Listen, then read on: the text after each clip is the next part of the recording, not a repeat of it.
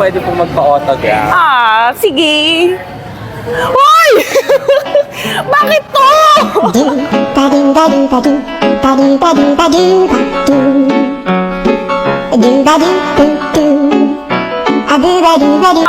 Sige.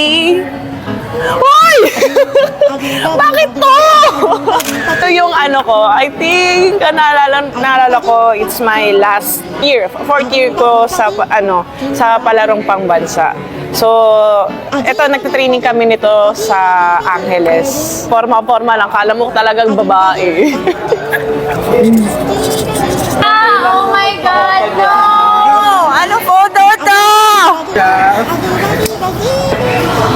Hi, Lord! Oh my God, guys, hindi niyo naman ako ng high school. 2006, first year high school! Wow! Nag-glow up ba? Nag-glow up naman. Sana po. Ay, ito may classmate, Riel. She's a swimmer. Ano to? Ay! Okay no? Taway pa yung nanay ko. Tapos tinuruan ka talaga? Okay. Tsaka ako naman dito. Ito, graduation ko siya. Graduation ko ng high school. Sobrang happy ng mama ko, di ba? Kasi magka-college na ako niyan, no? Di ba? Saka ko dito, umanda na sana ako, Char. Ay, wow! Ang tagal na nito. Ang haba ng buhok ko. Ang ganda ko dito. Thank you po. Sa Binisto, may sipon ako dito. Hindi ko alam ba't nandito ako.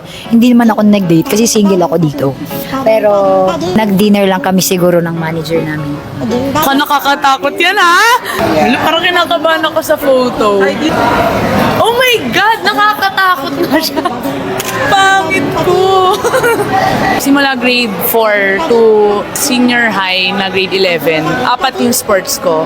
Volleyball, basketball, badminton, table tennis. Which is pwede pa siya before na pagsabay-sabayin. Nakakapag-champion ako sa lahat ng sports na yon. Kaya ang dami kong medal. Pero nag-decide ako na mag-focus na lang sa volleyball nung after nung senior high kasi hindi na pwedeng mag-dual sports eh. Like, mahirap na siya for a college student. Nag-focus ako sa volleyball kasi feeling ko doon ako mag-grow, doon ako aangat sa career ko. Thank God, nabibless ako sa mga From this to this. Oh my God, sobrang pang...